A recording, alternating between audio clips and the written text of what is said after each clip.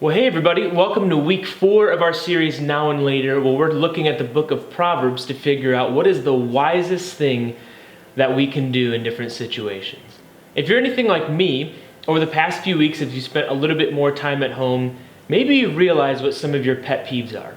You know, your pet peeves, the things that annoy you or get on your nerves really easily. As a result of this, I actually looked up what the top 10 pet peeves are as voted by people on the internet. And here was a couple of them. Number 1 was chewing with your mouth wide open. Number 2 was people driving poorly. Move over, Grandma! Number 3 was when a child is screaming or throwing a temper tantrum in public. Where? But you know what I find most interesting about this list? Of people's pet peeves, of the top 10, not a single one was directed at something that we as individuals do.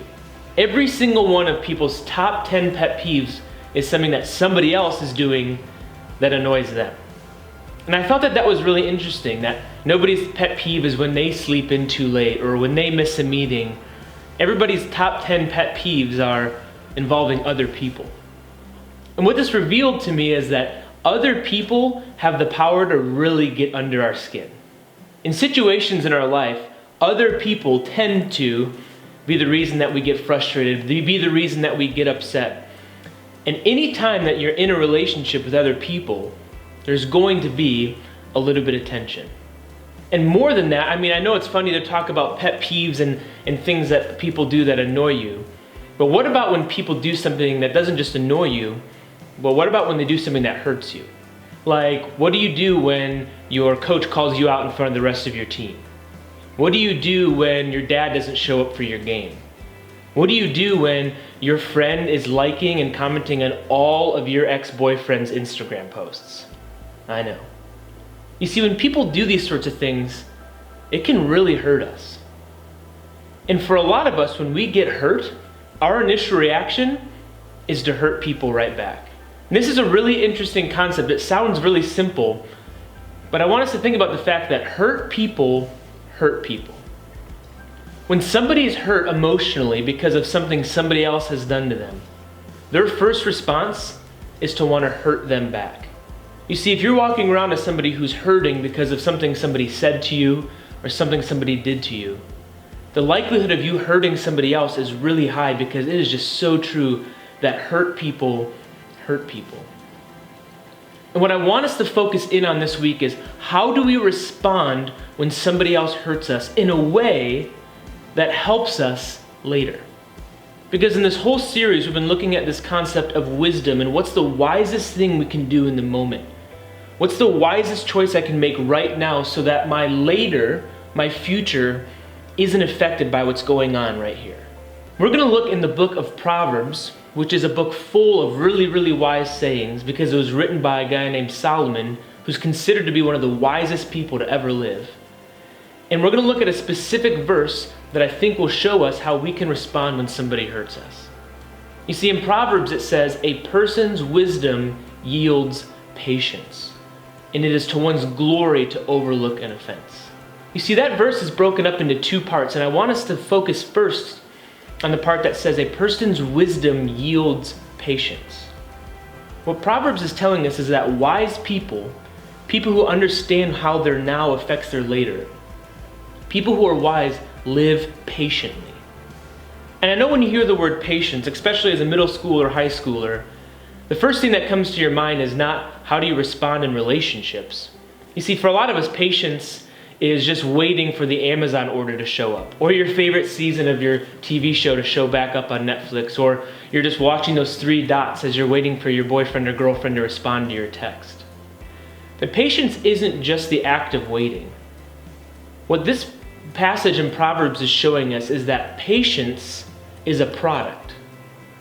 You see, this book is telling us that somebody's wisdom yields patience. That patience is actually the byproduct of wisdom. That patience isn't just the act of waiting, but patience is a skill. And patience is a skill that you can develop not just in waiting on something, but also in your relationships with other people. Because if it's true that hurt people, our initial response when our boyfriend or girlfriend says that comment to us, when our mom calls us out or says something hurtful, or when our friends tease us about our insecurities. Our first response is to fire back right away and hurt them the same way they hurt us. But we all know that that's not a good way to interact in relationships. Because all that does, when you get hurt and you hurt the person back, all that does is kill that relationship. You've experienced this in your friendships, you've experienced this in your relationships. And what the Bible is trying to tell us is if we have patience in moments where we get hurt, it's actually going to be to our benefit. You see, because wise people, patient people, understand that there's more to the story. That's actually the big idea today. And if you forget everything else I've said, I hope you remember this one thing, that patient people know there's more to the story. Because a better way to interact in relationships than just hurting people back is to be able to look at the person who's hurting you, the person that's offended you, the person that you wish you could fire back towards, and see beyond just the offense, see beyond your hurt, and see through to the other side and see the person beneath the comment that they made. To look through the hurt that that person has dealt to you and see the person the way that Jesus calls us to see them. You see, when we respond to people in that way, when we can understand relationships in that context, it's actually going to lead to better relationships.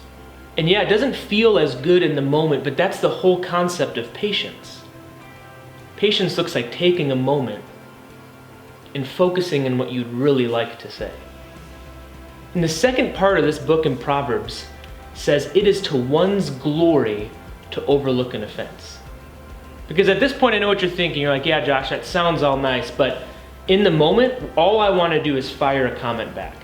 How is it beneficial for me to just sit there and take the insults or take that hurt? What I'm suggesting to you is not that you be a doormat, not that you let people walk all over you. I'm not saying that at all. When somebody offends you or somebody hurts you, the Bible says it's actually to your glory to overlook that offense. And I know for a lot of us, when we hear that word glory, it makes us think of sayings where we hear somebody say like, oh, back in the glory days of Big Ten football, or back in my glory days, I could throw the pigskin a quarter mile. You see, for a lot of us, when we hear the term glory, it means when somebody or something was at their best.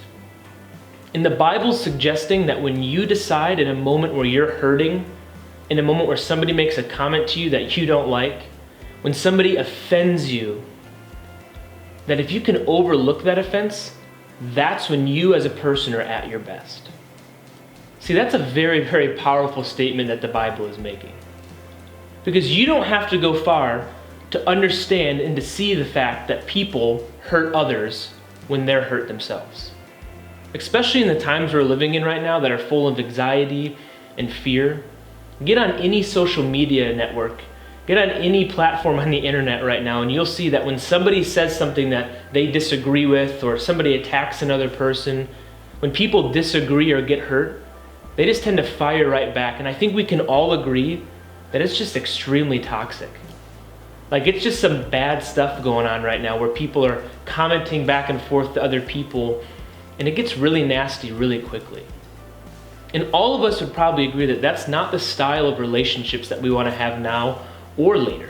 And what the Bible is suggesting is that in moments where somebody offends you, in moments where somebody hurts you, the best thing that you can do is to look past the offense and look at the person as they are.